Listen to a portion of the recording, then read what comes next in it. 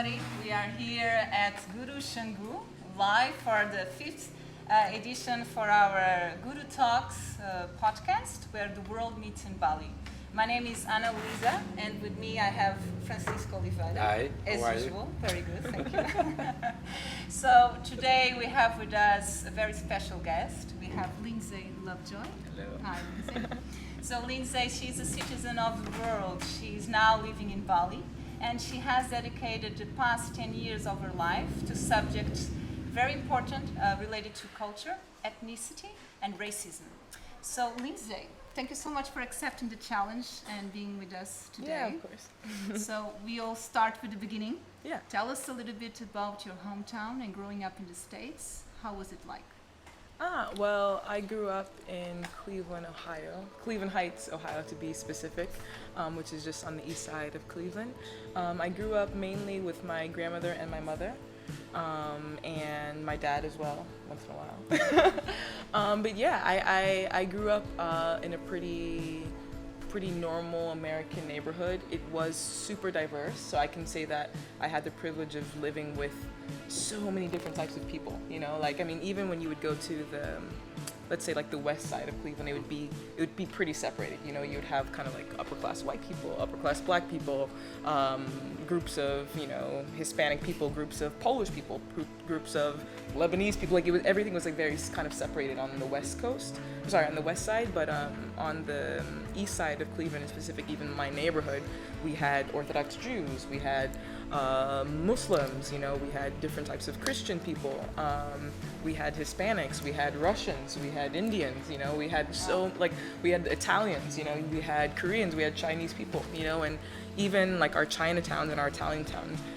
they were places that people came to celebrate culture. They weren't kind of like segregated Chinatowns or segregated, you know, Italian areas where people just kind of kept to their culture, but there are more so places where they were open to the city to kind of like enjoy what was happening there and understand like the kind of the culture behind it. Like we celebrated it that together. It wasn't just kind of like one of those neighborhoods where you would go to kind of like get your Chinese experience and leave, but it was more so kind of like us being aware of when there was things happening there and having their events be more open. You know, even growing up, I remember going to kind of Greek festivals and going to Polish festivals and Lithuanian festivals and kind of like not really understanding the capacity of what was happening, but being able to kind of celebrate that culture there. And I think that I was really privileged to have that experience because a lot of American people don't, you know, especially when you think of melting pots like New York. Like you can't compare what's happening to New York to anywhere else in the world even, you know, like where there's so many different, you know, races of people, economic situations of people, country. It's the plethora of everything. But then people kind of,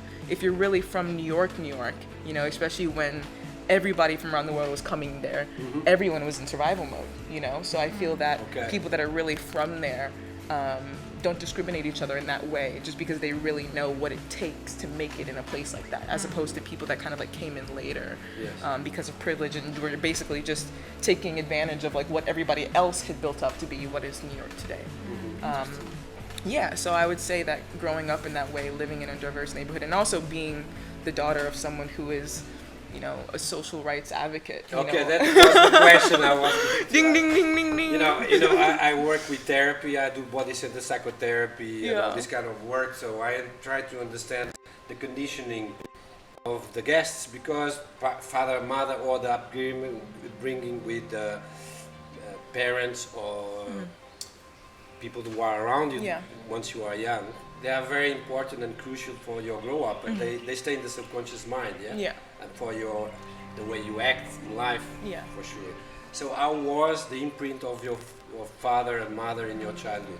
How would you characterize with my mom was always a social worker. You know, she was someone that always kind of prioritized the community since she was a teenager. I mean, just, you know, being an African American person living in Cleveland and just kind of like knowing everything that was happening, it was you having to decide, like, are you going to be a part of like the advancement of this culture? Are you still in it? You know, so you're in survival mode and trying to kind of protect your people. And my mom was kind of like, you know what, like I'm going to go to school, I'm going to do this, but then I'm also going to come back to the community and make sure my people are okay. You know, because I'm just to go brief historically into it, you know, a lot of people in the 70s, 80s, 90s that did get educated, that did advance in their career, they would make themselves closer to whatever the white communities were, because that meant you were closer to wealth. That meant, the proximity to whiteness meant that you could survive, right? Okay. It meant that you could succeed. So a lot of, black families that were able to kind of like make it out of these neighborhoods felt like success meant living in, more, private neighborhoods, or living in the suburbs, and that's what my mom did. But she wanted to make sure that I knew both worlds. She wanted me to be able to, respect, Wise. Yeah, so she had me in private school from kindergarten until about 5th, 6th grade, and then she switched me to public school because she wanted me to have the both worlds. She didn't want me to just kind of be in this kind of insular school where I would be speaking proper and only be around, like white, American people, but take me back into public school and give me the experience of people from all different types of neighborhoods, but then also making sure that she was bringing me back to the neighborhoods that she grew up in, just for me to understand like who. Both sides. Yeah, for me to understand both sides of the story, because it happens a lot of times that people take their kids out of these neighborhoods and shelter them from everything that they were when they were a kid, because they want their kids, Grow up in a they different want way. their kids, to be able to survive and not have to go through what they went through, instead of saying, this is our story, this is who our people are, and until those families are having some form of success, then we shouldn't be celebrating our success. And that was kind of like what my mom ingrained in me without necessarily having to say it. It was more so kind of like we can't be so thankful and so happy and so celebrating like us living in the suburbs if we go back to the neighborhoods where I'm from and people are still renting and they're not owning their houses, or people are still struggling just to pay the bills, or they're taking their kids out of school because, they don't have the resources to keep their kids in school. That means that we still have work to be done. That means that we have to make sure that, as the city council and people that are voting, that we're making sure that the people there have the rights by us voting. There's things that we have to do. We don't have to be activists constantly in the street, but you are aware. But you have to be aware, and you can know that your voting rights. You know that at a federal level, if we wait for the president, for example, to change things, it'll take a long time. But at a local level, you can participate. You can participate, in making sure that like everybody has a chance to survive. And I think that that's something that my mom kind of instilled in me when I was younger without necessarily having to. It's something that I kind of saw. It wasn't something like, you better do this or you better do that. You better support your people. You better go to black businesses. No, it just naturally But happened. I saw it. I saw her love for the people. I saw, families come to our home, and my mom talked to them. My mom's a social Because worker. of the social work. Yeah, and it's like in Yes. the social work system in the States, it's hardcore. You know what I mean? If you don't fit that checklist, if they go to your house and they see that there's no food in the fridge, if they see that there's no You're gone. fire detector, if they see that your kids are sharing one bed, they take your kids away. Yes. It's hardcore, and my mom understands the system, and she asked the question. She wants to know, instead of penalizing the people and criminalizing people, she said, why are you in this situation? She wants to go back to the root cause. And the States is kind of like, we're not giving you an option. You should be a better citizen. You should be a better mother. Yes. You should be a better person, instead of saying, There is the past to do what it. is the No way. system that has put people in place that they have to rob, that they have to sell drugs, that they can't afford to buy their own house? What are those systems? And those are the things that my mom really wanted to be able to focus on, and be able to talk to people like one-on-one, being able to go into a family's home and saying like, I know you because I know me and I see me in you. So how can we figure this out? It's interesting. So your mother was a big had a big role Absolutely. in your life. I was going to ask I about can- the father, yeah? Yeah, and I can relate with that. yeah. But yes, you talked also about your father. Yeah, I would say what I learned from my father is to like take nothing seriously. He's Because wise. just because my dad is just like, he's like, I probably got my humor from my dad because he's just like the biggest jokester ever, Like my parents got divorced when I was about 2 years old, like because my mom was like very independent, like very like, pro the people, pro like, I'm gonna do whatever it takes. And my dad was kind of like, I'm not gonna work for the man, I'm gonna be an entrepreneur. And my mom's like, good luck, I'm gonna raise my daughter. Yeah, she was feet on the ground. Yeah, and she was just kind of like, do your thing, like over there, but like I'm gonna do my thing, Did he achieve something doing that? Yeah, like the thing is, my dad as well was interested in politics and interested in the culture, but in a different way. He wasn't like an outward activist, but he wanted to make sure that black businesses would be a success. So my dad worked in the hair business, you know, and the hair business is culture. It is the definition of culture for Black people, even bigger than fashion. Like when you think about like our fashion trends, it's our hair, right? So if you go to like any Black community in the States, like you can go to see where the culture is by going to the hair salon, you know. So that's what my dad's world was. It was making sure that like not every Black business just like we're just doing hair, but making sure that like they owned their shop, they owned their building, they owned their products, and that they were the ones that told the narratives of their own style, you know. So that was just kind of like my dad always making sure that like everybody else was good without even thinking about himself. So I probably got that from him as well. It was more so like making sure that everybody else is good and you're like surviving on the street. You know what I mean? Not to that extent, but more so kind of like, are my people okay? I want to make sure that in 1 year you own this salon and you make sure that all of those products are yours, because he really wanted to empower people to feel that they could build their own success in their own community, that they wouldn't have to go to the suburbs, or they wouldn't have to get a salon that they had to do all white clients' hair so they would get that type of achievement, you know, but then they could have their own achievements here in the local community for them. So I think that is something that I definitely took from my dad. From your dad. Yeah. And in the way that you, as you said, you were privileged because you had the support, and you were growing up in a different America than the generations before. For sure. So it was not as segregated. But during the process of growing up, did you encounter, or at what age did you encounter some kind of discrimination? And what did you understand at that point? Because you came from a very melting pot, right? So it must be difficult for Because you. what I understand is once you are brought up in all the cultures and you are a kid, you don't understand difference. The brain doesn't even understand there is a difference. I'm laughing because I think that the first discrimination I experienced was like against myself. Why? Because like I remember it was literally like, I think I was in preschool and I was about between let's say 3 and 5 years old, right? Okay. And I was coming out of preschool and my mom was talking about like my birthday coming up and I wanted to have like my friends come, and I literally told my mom, you can come because you're my mom, but I don't want any brown people at my party. Wow. Heavy. And my mom's like, And you are old? I was 3 to probably 5. between 3 to 5 years old, you Very know? young. Wow. And my mom's like, What's well, happening? Lindsay, like, What's going on? you're not gonna be able to come to your own party. And I'm like, what? I can't go to my Okay. own party? I got it. You know, like, what? Why? And my mom's like, well, because you're brown. And I'm like, what? You know what I Like mean? you are not even Because I feeling wasn't, that. you know, I wasn't even, you know, attached to I didn't understand race as a personal identity. Wow. But I understand the political connotation.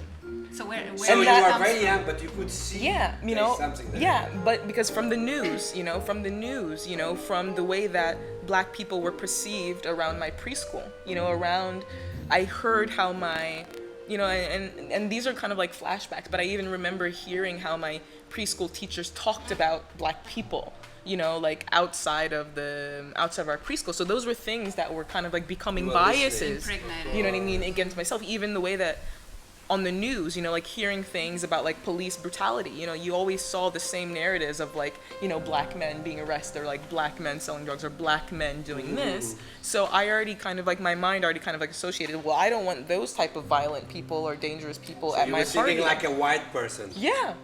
Wow, You know? this is conditioning. And that was like really deep social conditioning, and it's something that you really have to kind of like, when you get to an adulthood, you have to kind of subscribe How to. did your you know? mother You know? went through this? No, well, my mom was really like, you know, just allowing me to experience it. She wasn't like, don't say that. She was just like, why? You know, she would ask me questions. Well, like, well, why? Well, what do What's those going things on? mean? What does Black thing mean? Do you know that you're Black?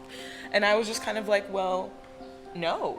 You know what I mean? Because I wasn't really taught to be Black. I was taught to be Lindsay first as a preschool, and Which then is the normal thing. yeah, you know, and then getting to kind of like kindergarten, first grade, second grade, third grade, then I kind of like understand like, oh wow, like this is deep, you know what I mean? Like, and I also had like a plethora of books of Black authors to choose from. We had a library of, you know, extensive Black research, you know, so I definitely knew who I was. But, you know, like I said, I got my hair done, you know, Black culture in the States when it comes to hair, depending on what community you're from, is really heavy. So you get the chit chats and the education in the hair salon. So I remember growing up being in the hair salon, and even my auntie telling me, yeah, when you get to school, like, you're gonna have to work 10 times harder, and get 10 times better grades than anybody else just to prove your worth.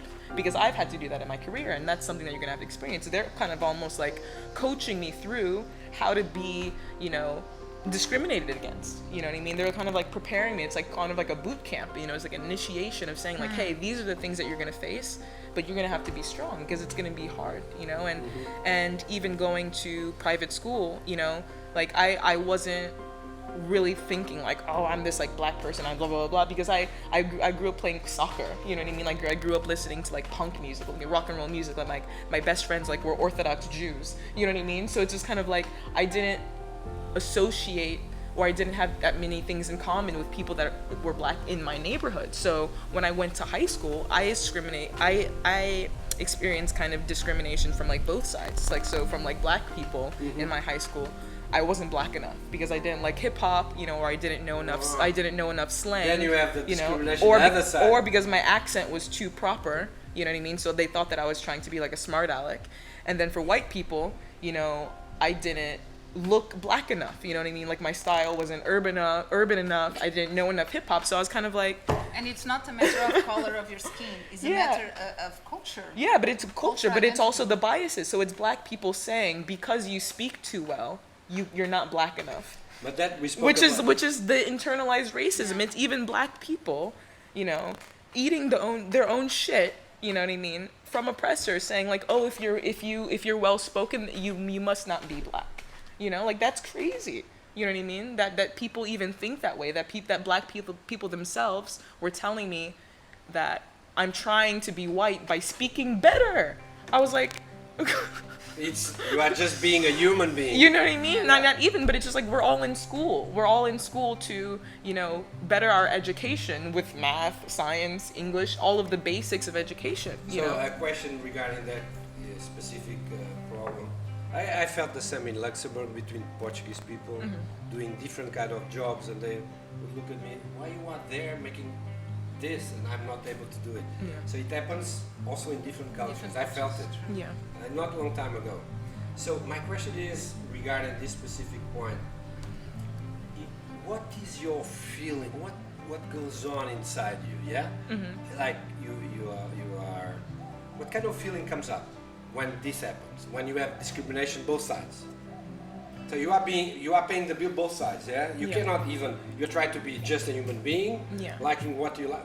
What's come up? What comes up? Yeah, I mean, I think personally, like at that time, I was much more, it wasn't super emotional for me because I was much more critical, Mm-hmm. Because my mom was so political, and the way that she kind of like educated me was to kind of like break down things. So I think that I was it was more of like an out-of-body experience to kind of be like, oh, this is how these people discriminate. Like, oh, these are how the powers exist. So I didn't really take it on as like a me thing. It was more kind of like, oh, this is how they discriminate against my people. Like, oh, this is how they maintain power. So I didn't take it super personal. I more so kind of was like out of body saying like, oh, this is the situation.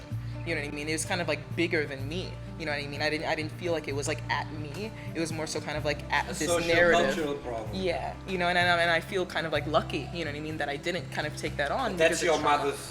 But that's imprint, my mother. Yeah. That's my mother's imprint. You know what I mean? To not take that on. You know what I mean? I'll be more emotional to see someone else be discriminated against because I don't know how they'll take it. And I would rather take it on because I know I can take it. You know what I mean? You understand. Because I understand it. I mean, like there's a situation when I was actually just before I came to Bali, I had to get a new passport and I went to Detroit and I was just taking the Greyhound bus and I got on the bus and there was just like this young African-American dude and his girlfriend sitting on the bus, like 18, 19 years old. And then all of a sudden, right before we were about to leave, the police came onto the bus and just went straight to him and then just said, "Where are you going?" And he was just like, "Cleveland, that's where the bus is going." And the guy's like, "Don't be smart. Where are you going?" And he's like, "Cleveland," And the girlfriend is like, "You can't ask him questions. Like you have to have some type of permit or a warrant, And he's like, "I'm not talking to you." So then he kind of just like puts his hand on the gun and is just like, like, what are you doing in Cleveland? Who are you seeing? Like what business? And he's like, business, like I'm visiting family. And he's like, who are you visiting? And it was just kind of like, whoa. And then once everyone kind of realized what was happening, everyone put their phones out. Because this was like, okay, let's record it. We all have to record what was happening. And I was like shivering because, you know, I've been out of the States for like 10 years. And then you know what I mean? you get this. And it's just like most of the era of kind of like recording police violence has been what I've been outside of the States. So now this is kind of like my first time in the States for a while. And being in this moment that I've kind of just seen via social media, I was in it, you know? And I was just kind of like, if this cop pulls a gun, I have no idea what I will do. I might get killed trying to jump in the way. I might get killed trying to grab the police's gun and kill myself and kill someone else, you know. But it's like I want this guy to know that like I have his back by all means necessary, because this cop is literally trying to like dehumanize him and belittle him in front of this whole bus, you know. And we're not taking it. And literally everybody, people from the front of the bus came and were like, and then what we're happened? filming the whole thing, you know? And then once the cop turned around and realized that everybody was filming, he left. He didn't even say sorry, he didn't say anything, he just literally left. And you can see that the guy was nervous but trying to like stay cool, like nothing happened. And I asked him, I was just like, bro, like, I'm so sorry, like I saw that and like that was horrendous, and I just want you to know, like, if anything happens, like I would have been there, you know what I mean? The only thing I want to, this is like, I don't know, I would be very no, but just one thing to add to the sorry. story. He did say that this happens to him like almost daily. Really? Why with him? Because he just says that He's a big guy? he's skinnier than me, a kid. So what? But he's racially profiled, and in Detroit, living in an urban neighborhood, you know, cops racially profile kids that fit the description.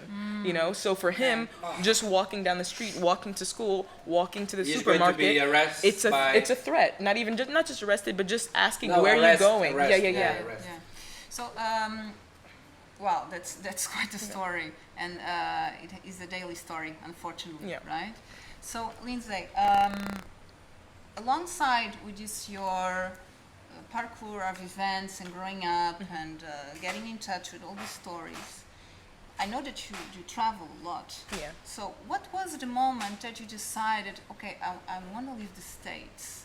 And what came into your mind, like the place that you wanted to go? Yeah. What resonated in your mind at that time? I think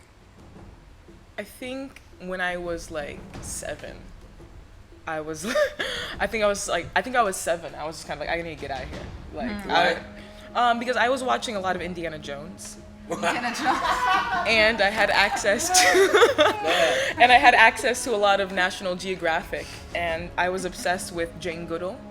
I was obsessed with Jane Goodall, and I wasn't obsessed that she was like living in the jungle with like gorillas, but I was obsessed with the fact that, you know, she took authority with her own life, you know, like she was just, you know, like went to high school and then just kind of like became a secretary, and then someone approached her saying like, hey, do you want to go to Africa and like live with animals, because like we kind of know that you like animals? And she's like, sure, and just changed her life like instantly and went completely over to a completely different continent, and was just kind of like immersed completely in this different culture, and learned not only about the animals but learned about herself, learned about the culture, you know. And I was just interested in knowing more, you know what I mean? Like I wanted to go to the kind of the roots of civilization, you know. So like I was always thinking about, okay, I want to go to Egypt, you know. So when I was a kid, I was like always like obsessed with like going to the library and looking books up of like Egyptology and like trying to learn out the hieroglyphics, you know, and mummification. Like I was so interested in like what are the roots of like who we are, because it's obviously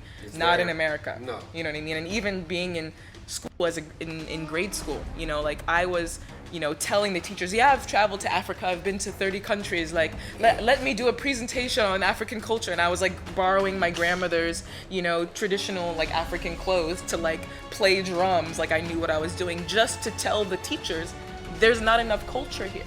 Like we're learning about Mozart, we're learning about, you know what I mean, like people that are not from where I'm from, you know what I mean? So like let me just make up some story just to kind of like put a little bit of culture in this class, because like I'm not learning anything about people that look like me, and I need that right now. And my teachers were kind of like, okay, Lindsay, like do your presentation. Calm down. You know, like relax, like yes, Lindsay, do your presentation. So you went to Africa. So no, actually before that, my mom actually applied for a program for me called People to People, which was a program that was created by President Eisenhower, which was sending students, abroad to kind of brag of how amazing American students are, which is like, okay, whatever. And I got into the program, and they sent me to Australia, New Zealand, and Fiji, and for me to kind of actually be accepted into the program, I had to do a bit of research on Aboriginal culture in Australia, Maori culture in New Zealand, and the local indigenous culture in Fiji. So then I got accepted to the program, and then obviously from what we read, we were supposed to be like meeting with different people from different cultures, meeting local politicians and kind of just understanding how rich the culture was in these countries. So be it. And then I arrived to Australia, and I'm just kind of like, I've just spent like 20 hours on a flight, and I'm in America again with just like different accents. Like, Wow. what is going? That's what I felt as a 16-year-old. I was 16. Where did you land, in Sydney? Or? I landed in Sydney, and then one of the first museums that we went in was kind of like in the entrance was just kind of like pictures of like the forefathers of Australia, which were like white English men, and I was just kind of like, ding, ding, ding. Where am I? I'm in America again, and I was just kind of like talking to the leaders of the program saying like, why is the entrance of this museum celebrating the colonizers of Australia? Like the entrance should be Aboriginal people. It should show that there was over 500 nations in this little continent. Like, why is that? And then they had kind of like an Aboriginal section. And I was like, no, like the museum should be Aboriginal, and there should be like a colonizer section, and it should be very small, And me saying that even just kind of like provoked the leaders. Like they were trying to get me kicked out of the program. I mean, like, you know that just in Australia, they stopped considering Aboriginal animals only in 1970s. Yeah. Legally. Late, and that's quite late. That's crazy. Yeah. So and then so I was just kind of like not really into. I mean, and obviously that was like my one perception of what was happening, because obviously going into a cultural program, I assumed that I would learn about everything that was Australia, not just kind of like the colonizers, And I was kind of like, okay, well, this is weird. And then when we went to New Zealand, it was much more different, obviously, because, the Maori culture is much more dominant, like Aboriginal people at that time, they were much more passive. They weren't necessarily warriors. Maori people, they don't play. No, you know what I mean? They are warriors, like, and even when they do the rabies thing, wow. For sure, you know what I mean? But that's, that's something that's celebrated in the schools. You don't have to go to an indigenous school. You don't have to go to a Maori school, in New Zealand for you to understand the culture. Like, it's in the public schools. It's something that people appreciate. I don't want to say everybody, but it's something that it's a part of. They cherish that. It's a part of their history. Yeah, proud. So when I went there, I was just kind of like, whoa, like for an island that's just off the coast of Australia, like how come they got it right? You know what I mean? And I was just so happy, because we went to a lot of museums and we went to a lot of traditional like Maori homes, and it was just like amazing to see people like celebrating the culture together. It was so amazing to even see white New Zealand people talk about Maori culture and how, how dominant it was and how amazing it was, and even know the songs, and it was just, they accepted it as theirs, and for me that was just kind of like, wow, like I wish America did that. I even wish like Australia, the country that I've just been traveling in for the past, So, and then even in New Zealand, when I was kind of talking about, I wish Australia was like this, the leaders of the program were kind of like, we don't want to hear this type of language. Like, this is, blasphemy. No, but it's not. This is not a part of the program. Like, you can't have opinions like this, And they called my mom and they said, Lindsay's being inappropriate. She's having very inappropriate 16. No, 15. And they were calling my mom, telling her, oh, well, these are really inappropriate questions, like Lindsay's provoking people. And my mom's like, no, my daughter's actually doing exactly what she needs to do. Like, your mother, she's the boss. Very So good. so then we went to New Zealand, Fiji, and then like I came back home and I'm like, Fiji is full of Indians, yeah. well, it's full of indigenous people, It's really there's so many mix of cultures. I've done the three countries. It's super beautiful. And I remember just getting back home and saying like, I'm never doing like any student or like never any group travel. Like I want to travel on my own. I want to do my own way. Your own agenda. Yeah. So it was a little bit disappointing. I mean, in a way, Yeah. because you went with all these expectations, For sure. right? And you thought, okay, let's step out of America and encounter new ways of thinking and cultures, and then again. Yeah.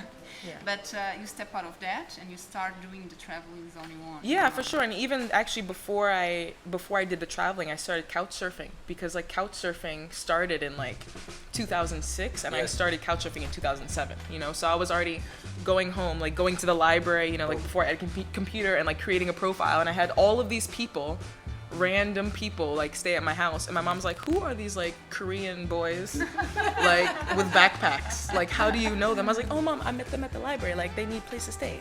And then it was just like, and then like every month my mom's like, who's this like French man like who like smells like he hasn't showered in like ever in his life, that's like doesn't even speak English. I was just like, oh mom, like he's traveling around the world, he's doing like, you know, like a 1-year trip, blah blah blah. My mom's like, what is this? I'm like, okay mom, it's this website, it's called Couchsurfing, you know, like it's basically travelers that you know that are looking to have like cultural experiences with each other, and I'm posting. She's like, we have strangers from a website staying at our house. I'm like, but like their profiles are verified. They have references. You know, my mom's like, what are references? You know? So that was like the OG Airbnb, you know what I mean? So you were eager to connect with other cultures. For sure, like clear. That was, you wanted to understand I wanted everything. that, I needed that, you know, and even for my mom, that was a way for her to kind of like vicariously learn about different cultures through these people, and a lot of those people are still like my best friends, and even just gave me the perspective of being able to travel to those places, and even just gave me the perspective of understanding why they have certain opinions based on like where they're from. So that cultural exchange had that for those years before I left the States, for the real kind of like first time to go to Germany, which is also a pretty hectic experience. Because it was just funny. I mean, it's not funny, but like, you know, being teenagers and our only education about Germany in the States is like Nazi Germany, you know. So everyone's making jokes like, "Oh, don't get attacked by Nazis, ha ha ha ha." And what's very basic, the first thing that happens? I get attacked by Nazis.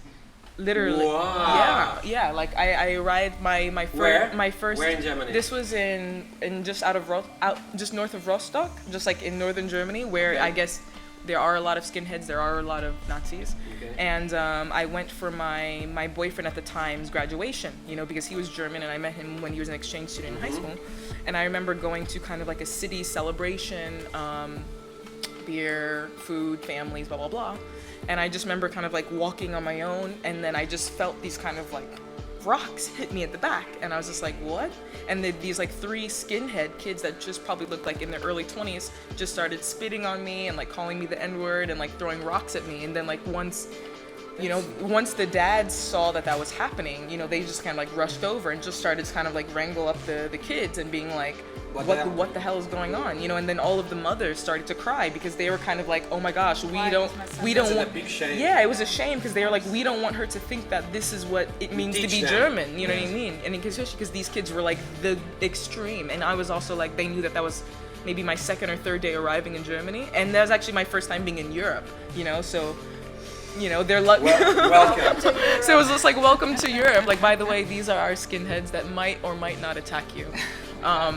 But like I said, I'm lucky, you know what I mean, that I have more of like the shell to be kind of like, oh wow, like those kids are like fucked up mentally. You know what I mean? It was just more so kind of like me even wanting to understand, well, what's behind that? I was still, to an extent, more curious about my experience than like mortified. I wasn't kind of like, oh, like, again, you are going out of the experience. Yeah, it was more so, and it's almost like I kind of wanted to sit down with, like low key, I kind of wanted to sit down with them and like, what was that about? You know what I mean? Like, what is that? Because like Nazi Germany, from what I know, and like modern day, I don't see anybody, I don't see the parallels. So can you explain to me like what you just did? Because like, I need to know. You know what I mean? Yeah, no brain. You know, but then a lot of the people there, like they were trying to protect their culture because it's just kind of like the education in Germany. Like after the war is hardcore, you know what I mean? Like they're making sure that like every citizen knew what happened. Like we don't have that type of history in the States, you know? We're kind of like, like slavery, Martin Luther King, and then like Michael Jordan, Beyonce. You guys have had success. I was in Germany with 18, and this is like 30 years ago, and already they were far away from the Nazi thing. Yeah. But they would be somehow ashamed to speak about it. They didn't feel at ease with the subject. But now I think there is no. This is like a surprise for me, completely. This is when, again?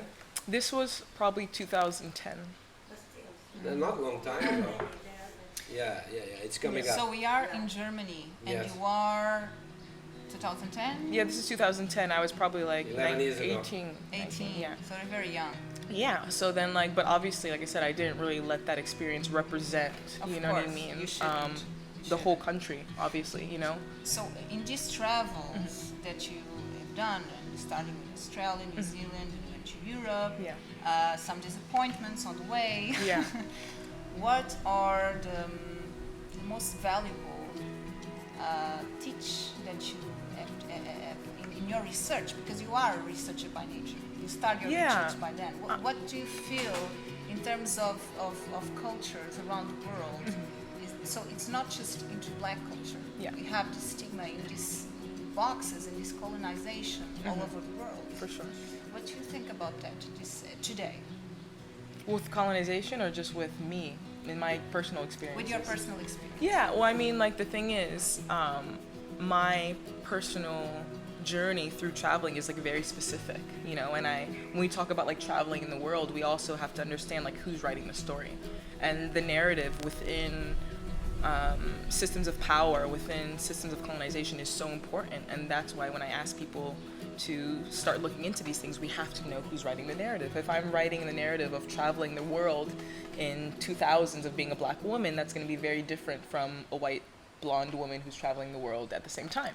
You know, even, I mean, most of my travels have been hitchhiking. Like, I've probably If it's a blonde girl in Sri Lanka, oh, completely different. be careful, because they No. stigma everywhere. But for sure. But I mean, like, if we even want to go to Sri Lanka, for example, if we want to even talk about India, for example, I mean, they have over 200 years of British colonization. Yes. You have been in India. Yeah, Yes. and that's 200 years of, you know, like conditioning and mental warfare to the fact that even between themselves, there's so much of a systematic and kind of internalized racism of who they think that they are, and even still prioritizing, you know, English, and prioritizing Britishness, prioritizing, you know, domestic work, prioritizing superiority. Like, that's heavy. That's like heavy social conditioning. I mean, even me being in Varanasi, I was just like hanging out with some girls that I met there, and I remember just kind of like getting grabbed up by some guys, you know, but that's not and to do. whatever, you know what I mean? I didn't think anything of it. It happens, right? But then I remember like speaking with one Indian man about it, and he said, "Well, why would a man touch you? You're not even white." And I was just like, what? And he's just like, well, he's like, why would any guy look at you? You're not even like blonde or like white, you know, like, you know, like you could be like one of the lower class here, so that couldn't have happened Oh my God. to you, you know. That's his conditioning. And that was his conditioning to even look at me and saying like, well, I wouldn't look at you on the street and even touch you. But he projected that onto me, and I was just like, whoa, like that's heavy, you know what I mean? So like all of these experiences, I mean, even my partners, you know, I've had a German partner and a French partner, all of the countries that they've been to, they changed their mindset when they traveled there with me. They see the difference. They see the differences, you know, like all of my partners, when they went to Morocco, they loved Morocco, you know, because they're going to Casablanca, they're going to Marrakesh, they're going to Fez, they're having these open experiences, everyone's offering them tea, everyone's offering them these cultural experiences. And then I remember going there with my French partner, and I had like guys throwing rocks at me and calling me monkey, you know what I mean? Like, what? You know what I mean? In Morocco? In Marrakesh, you know, in Fez, and obviously that doesn't represent all of the racism that happens in that country. But then there's a lot of undertones of superiority coming from Spain, you know what I mean? Coming from people that even told Moroccans, you're higher than blacks, you know? And that system of colonization, that system of hierarchy, even in countries of color, happens until now. You know, you still have groups of people that are there that still feel superiority to black people, because they're still closer to Europeans. So I want to, this is registered because this is insane. And I want you to give me, before we go to your 70s clothes style of dressing, which is amazing. What is the country that you felt that nothing of this was happening? Like, wow, Like, there is no, it exists? there is a country in the world that you feel like, you travel many, yeah? Yeah. That you feel like at ease, with no issues? I mean, the thing Right is, now. I will only say for myself. Yeah, for right? yourself, for your experience. Just because, like, we have to understand like what our own privileges are in countries. Because when we go to these hostels and we go in a place like Bali that's multicultural, when there's so many people from different places, right? Everyone says like, oh, well, like Morocco's amazing, like, oh, Japan is amazing, like, oh, like India's amazing. I'm like, but for who? Like, who are you and who's traveling there? Like, what is the narrative? You know what I mean? Like, for me, when I was in Japan, it was like one of the first countries where I felt like Lindsay, you know? They are very polite. Because Yes. no one looked at me like they looked at me as a foreigner, but just as a foreigner. There was no kind of like preconceived notion of what black meant. It wasn't like, oh, she's black, so that means that she could be, you know, not intelligent, or that she, you know what I mean, that she couldn't be this or this. I mean, they also have, you know, Japan, they also have their own issues with China. No, they consider white men barbarians till today. Oh yeah, but they only have their own. But they only have their own. You know, but that has nothing to do with me. So I'm just saying, as a black woman being there, I don't feel any of that type of. You know what I mean? Any of that type of like racism. You know, so that Japan was one of. Oh, for sure, Japan by far. It was like the place where I felt like me, where people were like, oh, beautiful. Like you're interesting, and even being in like Poland. You know, like even being in Poland, like I've traveled a lot through Poland, just like randomly, like hitchhiking, like, and even like talking about race. I remember going there for the first time when I was like maybe 21 or 22, and still kind of like learning about racism, and like still carrying a lot of like anger and rage towards the systems of things were happening. I was carrying that kind of like backpack of oppression to Poland, where there was like, there's no benefit of being white during communism. You know what I mean? Like it's not something that's like registering in their head that like I'm a white person in Poland privileging from being white. They're like, well, can you give us that gift during the 90s and communism where we didn't have shit? Because that didn't happen. Interesting. You know what I mean? So me being like, oh, that person discriminated against me because I'm black, they're like, that doesn't work here, because maybe if it's a Polish person that lived somewhere where he got privilege and brought that idea back, but that ideology didn't really exist there. So if there is a form of racism, it's more of a socioeconomic thing, or it's more of like a foreigner is coming from this country to come work and thing, not a black and not a black whatever. white thing. So that was even kind of like a wake up call being like, oh yeah, well, whiteness is a social construct. It's something that you either obvious. have to subscribe to as an ideology, which is the base of power and control, or it's something that society puts on you, regardless of the fact that you identify. Like, for instance, you're Portuguese, you know, and you might not identify as white because your culture Portuguese, you know who you are. There was no privilege, you know. But but regardless of that, you would go to the States and could be a privileged white man because of your appearance. So it doesn't really matter anymore. Okay, got it. It doesn't matter how you identify. You can scream the rest of the world, I'm Portuguese, and they're gonna be like, you're gonna be like, you're a white man. You know what I mean? Yeah, so it's just, I mean, like, you can go to New York, you know what I mean, and be in a suit, and you're gonna be like, I'm Portuguese, and they're gonna be like, you're white. Chilled out. Yes, You know? I got it. So, Lindsay, talking about all these cultures and melting pots, and you talk also about, it was interesting, I didn't know, but you touched a very interesting subject about the hair and the hairdresser, and how it became this talks and this kind of preparing yourself for what was about to come. So doing our research, of course I researched a little bit, social media, understanding a little bit about what you are, and I couldn't stop seeing your passion for vintage, for vintage clothes. So, and this is not just, when we say vintage, I'm saying the 70s and even before. And I'm sure during this collective of cultures and countries, you were also inspired. Yeah. So what does it represent to you? Because the way we dress, not just the way we talk, of course, is the most important, but the way we dress and the way we portray to ourselves physically, it's also a mirror of what we are inside.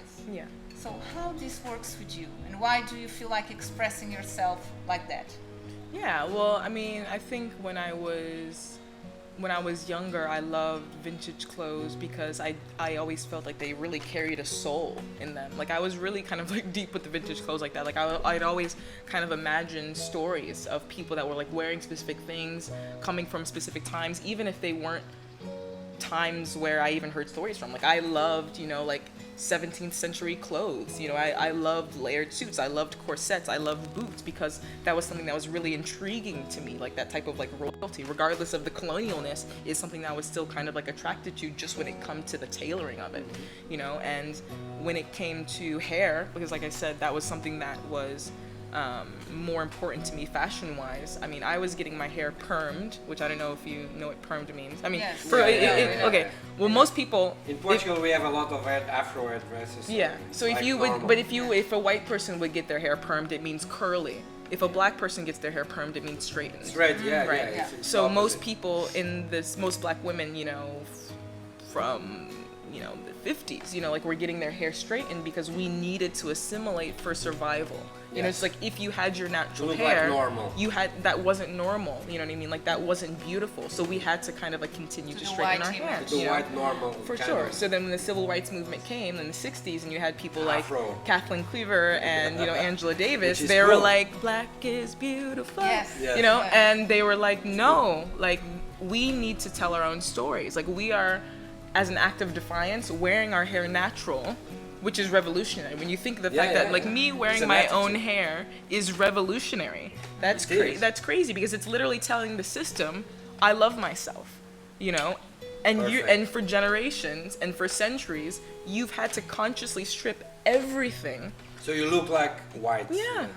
You know, and that's the narrative. It's like once you destroy people, you can make them into whatever you want them to be. Even your names, you told me Yeah, that. I mean, It's even like, even I never thought about even this. for like African Americans, I mean, because we can get into all the category names of the states, but if you are African American by category in the states, that means that you're descendants of people that were enslaved, right? So that means that your name only goes back to whoever owns you. So Lovejoy Davis, those That's aren't not the those aren't original our name of it. names. Those are names of the people that literally owned you. Because if Sam Davis bought 10 slaves, then all of them were Davis, and those are the names that were passed on until now. You know what I mean? So you don't know the name of your ancestors? No, They absolutely. killed not. the roots of your... Yeah, but that's strategic, and that's why course. understanding these systems of power are so crucial even until now, because they're not just kind of like colonization wasn't this just thing that happened and now like we're kind of free. Like these are people that sat down at a table. Like these were popes that said you They must decided. destroy everything that they are, their family, their culture, their beliefs, their you can land, control them. so you can control them. That's strategic. That's a plan, and that's even how we do the things now in society. They're continuous narratives of saying like we have to prioritize this image, we have to prioritize consuming this. It's all the continuous system that we have to consciously or unconsciously subscribe to keep these systems of power in place without even knowing it, because the people that created colonization, they're dead.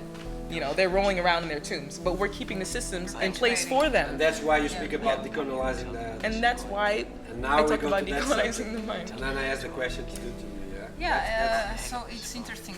So in a way, we are all colonized Yeah. in our own minds. So when we think we aren't, we are just not being, we are going deeper into our mind.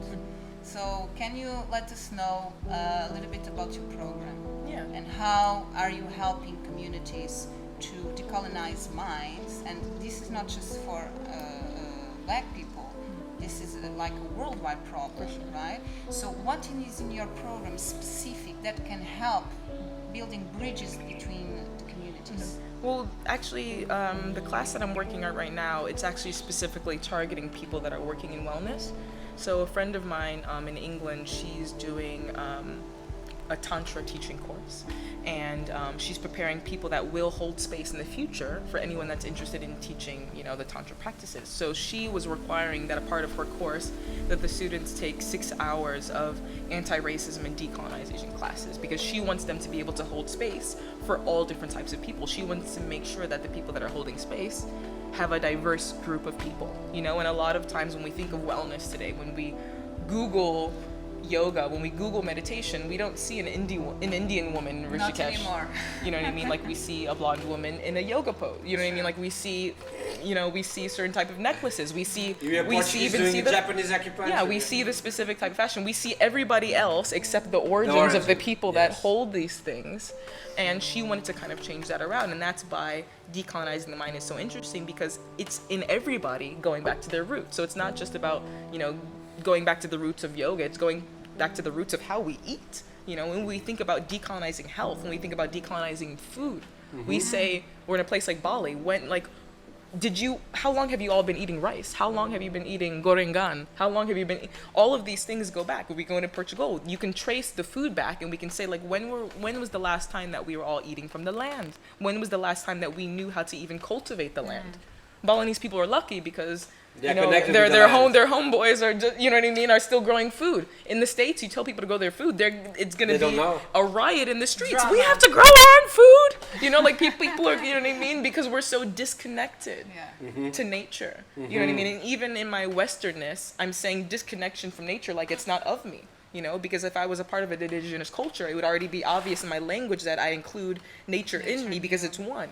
But you hear the Westernness in me because I'm saying a disconnection, like I have to go into nature. I want to go to Uluwatu so I can be in nature, like I'm not always surrounded in nature now, even being in a part of the city, you know? So me even saying that, you kind of have to decolonize and go back to the fact that when were my people even connected to the land? Even in Europe, if someone is, you know, Finnish, if someone is Swedish, if someone's German, they can think, when was the last time my family had a farm in Germany? When was the last time my family had a farm in Finland? When was the last time we were on a boat? We are fishermen, you know? This is also because now with this situation, tourism was one of the industries that suffered the most, right? For sure. But also tourism was a catalyzer for us to step out of our own lands. Yeah, literally. Yeah. So tourism is also a big guilty on this colonization in everything, in food, in the way we dress, in the way we travel, and the cultures that we meet. Yeah. It's always like a program thing. Yeah. So we are stepping away more and more. So maybe this could be a way also for us to approach more these subjects. Right? Yeah, and I think that having these type of conversations, especially now when we have time, it has to be a priority. You know, it has to be something that becomes mainstream. You know what I mean? And I think that it's so easy not to have to care. You know, like we prioritize veganism, we prioritize climate change. You know, like we prioritize so many things that don't have to do with like human connection. You know, because we're focusing on, you know, comprehending things instead of having compassion. You know, there was a podcast that I listened to the other day of this amazing writer and poet who's an LGBTQ activist and named Alok, and they were talking about the fact that people get stuck in comprehending the issue instead of trying to just have compassion. It's you trying to say, well, why do you deserve to have rights? I want to know about it, and then maybe I'll think about if I want to agree for standing up to you. It's crazy. I mean, even just with the Black Lives Matter, you know, like there were debates, like people tried to intellectualize 3 words, Black Lives Matter. People are like, well, but my lives matter. And I was just like, if I told you my life mattered, would you say, but my life matters too? No, because you're talking about me. So it's even the fact that people are trying to understand something that's so basic that when people are saying like, listen, these people are being killed specifically for their race, let's protect them, then people are like, let me think about that. You're just like, what is there to think about? It's not about you comprehending. You don't need to comprehend it. You need to say, you know what, maybe I don't understand it, but you're a human, so I'm going to protect you. End of story. And that's how we need to be thinking. You know, like once we have these narratives of saying like, ooh, I don't really know what's happening, like everything that's happening in the Middle East, you know, like we're so distant from it because of the narratives that have been given to us about the wars there. It's just like, oh, it's the Middle East, they're terrorists, you know, that happens there. A terrorist attack happens in France and everybody changes their Facebook profile to a French flag, right? It's called the butterfly effect. Because it's something that they're like, oh well, that would have never happened to French people because in Europe we don't have terrorist attacks, so let's sympathize with them, as opposed to like where were the flags for Iraq and Afghanistan after September 11th when a terrorist attack happened to our country and then we bombed the life out of nations. Yeah, I saw it. There live. was no sympathy for them. That was the reason I started traveling, because I didn't believe anymore in this. You know, but that's crazy. Like because we didn't even think about how those families were. We just saying, oh well, it's payback, or oh it's just like, oh well, it's war. Well, what are you going to do there about was it, an you know? agenda, media agenda, to impregnate people that this is the right thing to do. Yeah. Well, and that's why it goes back to like all of those narratives. It's going back to the roots of everything. It's going back to understanding how we connect with people and why we're disconnected with people. Do you do meditation? Yeah. Daily? I not daily, but I have to an extent. If not, We are having We a have a beautiful. beautiful We have people doing this kindfulness art mind program, which is exactly what you're saying. There is no difference. And if you see it from a perspective of a doctor who do a surgery, when you open a body, we are all the same. You have a heart in the same place of mind, the liver is there, so the difference is built up with cultural hang-ups. Yeah. But the colonizing, the course you are doing, specifically about this concept of getting rid of the stigma that we have, and we are impregnated since we are young, through the media, through the advertising, through everything. Do you feel that Balinese people, in a certain extent, they still feel the colonizing kind of mindset they had since the Dutch, or you think it's gone? Because you are expert on it more than me. Yeah, I mean, I don't really like to have opinions so much for people that I'm not a part of. It's You know not what I mean? your I mean, thing. I can talk to you about like natural resources. I feel more comfortable. feel? We Yeah, can talk about let's natural go there. resources. We can say the fact that 65% of Bali's water is used by tourism. You know what I mean? Like that's something I'm comfortable to Not say. anymore. But not anymore. But normally It when was. Bali, when Bali is in flow, when That's Bali is what full of happens. tourism, Correct. 65% of the water. So it's just kind of like when we think about nature and when we think about the people that are connected to nature, and because of everything that's happening, their natural resources are being colonized. So how do you think those natural resources are? People don't have the connection to the water the same. If they don't have the connection to the food the same, then obviously what's Yeah. that going to change in the In people? their mind, they feel You know what I mean? So I feel more comfortable kind of talking about like natural resources. I mean, we can talk about the fact that there's 1,000 hectares, you know what I mean, that are being used per year, you know what I mean, just for tourism. Like they're losing that amount. And we're talking about the amount of cities. I mean, I've only been here a year and a half, but just the stories that I've heard from Seminyak to Canggu, like things are growing and people are not even considering like what's happening to the land here. Like the land, like if you know just a little bit about Balinese culture, you understand that the land is who the people are. Like Yes, they they it's are very something that connected with the they're land. devoted to that and they're connected to that. So if there's not much more land for them, if they don't have enough coconuts, if they don't have enough plants to put in the offerings left, and there's only left plastic things to put in their offerings because there's not enough nature to put in their offering, then we can kind of talk about the fact that everything that they should have doesn't exist anymore. Something that they are supposed to be devoted to doesn't even exist anymore, and then they're gonna have to end up praying to a cement wall. You know what I mean? To an extent, and we don't. This was an animist culture, so they believe in the god of water. This is the god of water before the Hindus arrived. I presume I'm right. So the connection with the land is really, really deep. It is still Still. is, Yeah, it but still is. unfortunately, because of tourism, as you spoke, the natural resources are being killed. Yeah. So, coming to Bali, where you are, where we all are at this moment, Yeah. which I can consider, and I think we all agree, it's a privilege.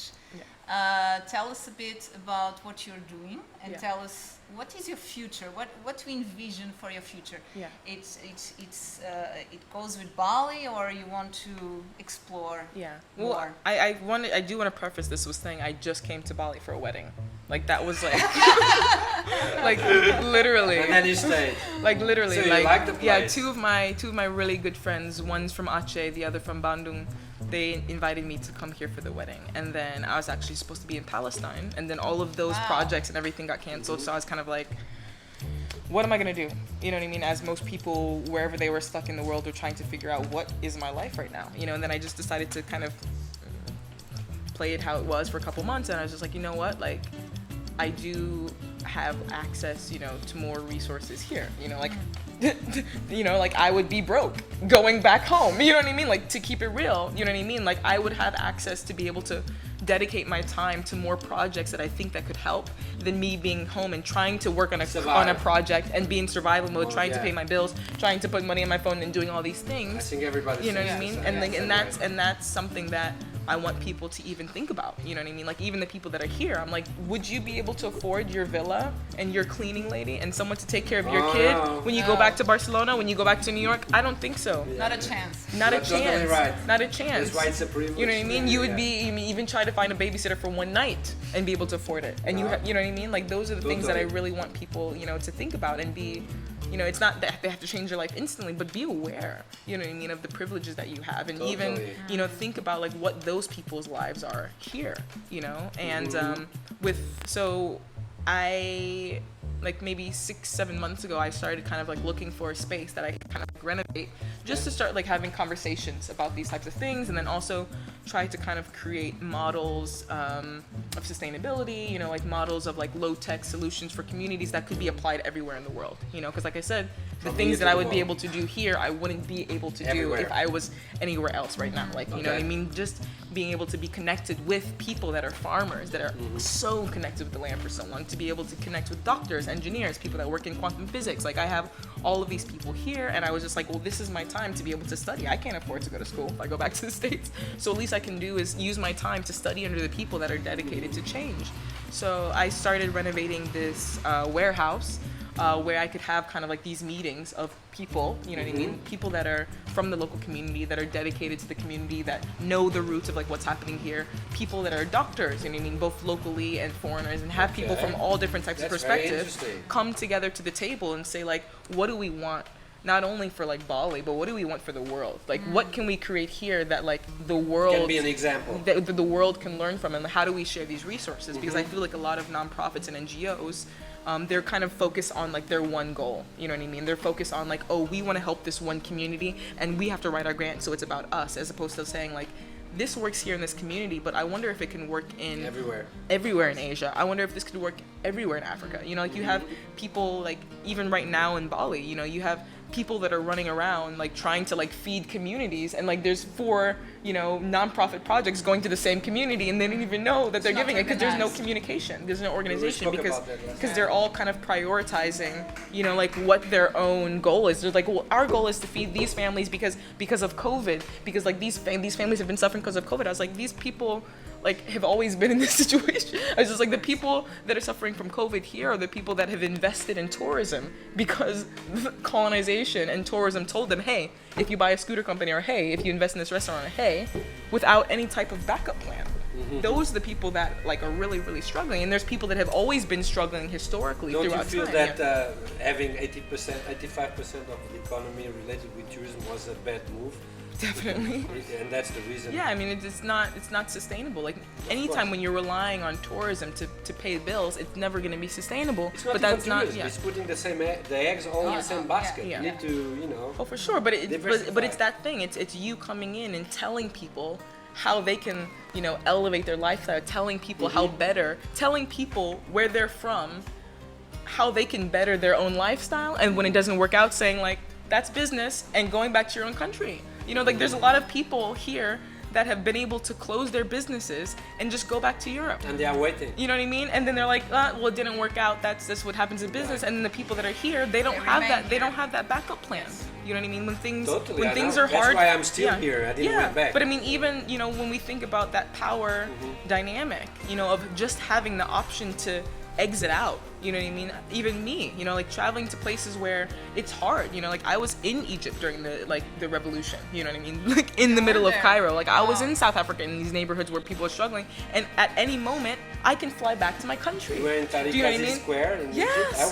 I was there. So it's just kind of like even being a black woman, but holding an American passport, which is like, It's which is dangerous. the gold card. It's a privilege. Which is the gold card, I can decide when I can check out or not. So In some even places being in it's these heavy areas, being in South Africa where you have to kind of like be on Johannesburg, being on your toes, and I love that because I'm learning so much. When it's too much, I can check out. I can go back home. How do I talk to people that can't check out when they're dealing with that daily violence? So it's just kind of like understanding my privilege into the places that I move. And, you know, and even my friends, we used to joke and say like, hey, like we have the wrong color skin, but the right color passport, because it was true. You know, I would go through customs, you know, every few months in Europe, you know, and they would see me and then they would be ready to check my passport, and then they wouldn't even look through this, they wouldn't even look at my stamp. They would just check it like, oh, you're American, okay, great. And then I would see someone who was like Senegalese, and they would go through every single page And they to make opened the sure bags, sure that they had the right documentation. Do you know what I mean? And it's just kind of, and I've dealt with that like so many times, you know. So it's just about like understanding how we navigate things, and understanding that just our existence, without trying to be like calling ourselves colonizers, just existing changes the dynamic of a country. Us being here in Bali changes the dynamic of how the city's energy is. Just by being here, I cannot leave my house, but just me existing in that neighborhood can change the dynamic of how people see each other. Even, you know, how kids grow up, you know, and even not just here in Bali, but even other developing countries, when they see, you know, kids having access to alcohol, having access to drugs, having access to sex, thing that changes their ideas of who they are, or what they can have access to, what they want to achieve to be. you know, and it's just kind of deciding like, is that the example that you want to be in a country that's not yours? Because you can't afford to do it in your own country? Yeah. Well, you cannot go very far now as the consuming kind of society is going to change literally. Yeah. And people are not going to be able to do everything they could before. Yeah. Traveling, buying and everything, it's very clear. We are closing, slowly, because we already went like 10 minutes more than normal, but it's okay. And well, there's a question that I would like to ask. If you could choose a word of a very wise person that inspire you, somebody that historically, or politician, or writer, or author, you spoke about somebody today. I don't know, somebody that has this kind of sentence that can make a difference if people take it serious. Yeah, I mean, I can say more of like an idea. Like Rupa Mara is like an amazing musician and also social justice advocate and just an amazing doctor, and she focuses on decolonizing health and what that looks like for the world. She works a lot with indigenous communities, and I'm gonna like rephrase this because like the quote, I'm not sure if it was an actual quote or if it was an idea, but she basically says that you can't reform systems of power that are based on racism and based on violence. You have to uproot them, compost of them, heal them, and then rebuild them. You know, so she's basically saying that all of these systems have to be destroyed, have to be completely eliminated, composted. You think we are going to get it? I believe so. We are on the path to do it now. This is really happening. Absolutely. So you have hope in the future in mankind, yeah? Humanist. Yes or not? Humanist. I believe, you know, I want to be, you know, I want to be optimistic, you know. Well, we need to be. Yeah. We must. Yeah. And this goes back to our last question. So Lindsay will be joining us for the movie night today. We will have the movie The Help, and then Lindsay will talk a little bit about the movie and also what we have been exploring during this podcast. So what can we expect for tonight? Yeah, well, I hope many people haven't seen the film because it's been out for quite a while. Big Hollywood blockbuster. But yeah, it's basically, The Help is basically a story that kind of gives you a zoom-in lens of Black domestic workers and white families in the 1960s, which is an era in the States that's very heavily segregated. And I don't really want to give you too much about the film, but I really want people to focus on the systems of power, you know, things that are overt, but things that are much more subtle, you know, and I think that that's the problem with understanding racism and understanding white supremacy, because those words sound so aggressive. People can't see themselves in it because they're like, I'm not a racist, I'm not a white supremacist, but I uphold these things that allow me to feel superior when I go to these places. Yes. Right? So those are the subtle things that I want people to kind of look at in the film, and I also want them to kind of find the parallels between the systems of power in the film, but then also here in Bali. You know what I mean? Okay. And I think that that's something that's interesting because obviously it's a dated film. We're talking about like 1960s racist Southern America. But we need to understand. But I want us to understand deeply like what are those systems of power that could be seen as well here in Bali, example between, you know, like foreigners and locals. Yeah, that's great. So Very good. we're going to Excited. close it. We are So excited. usually I close thanking to dear Indra. Your name? Bibi, amazing name. Mango Django. You see this mango? No, Charlie Chaplin. It's Django Mango. Yeah, thank you. You? Tia. Tia. You know what means tia in Portuguese? Hand. Hand. Andrew. Hendrix, like sorry. Jimi Hendrix. Jimi Jimi Hendrix. Hendrix. And Christina. Christina. Thank you so Christina. much, everyone.